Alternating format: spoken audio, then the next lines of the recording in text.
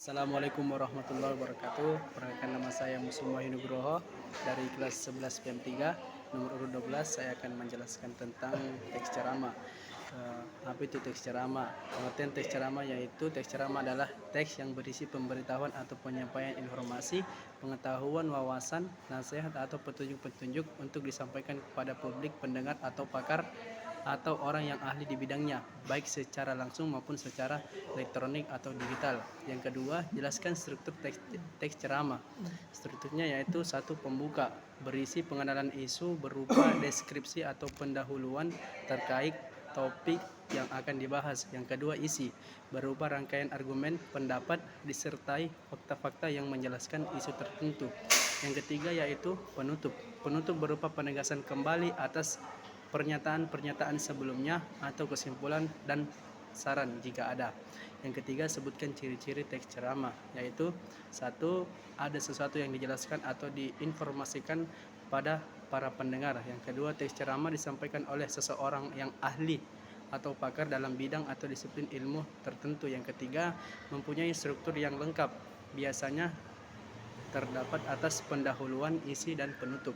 Yang ketiga, topik ceramah bersifat pengetahuan, nasihat, atau petunjuk.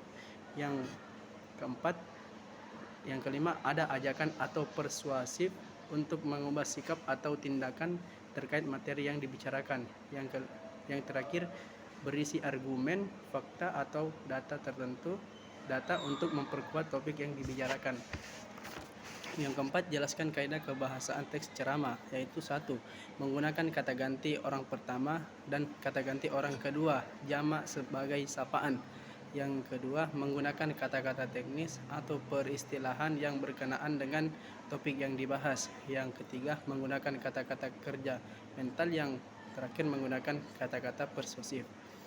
Yang kelima, menjelaskan unsur-unsur teks ceramah, yaitu satu, penceramah, yaitu adalah orang yang melakukan kegiatan ceramah. Yang kedua, pendengar, merupakan penerima nasihat-nasihat dari penceramah.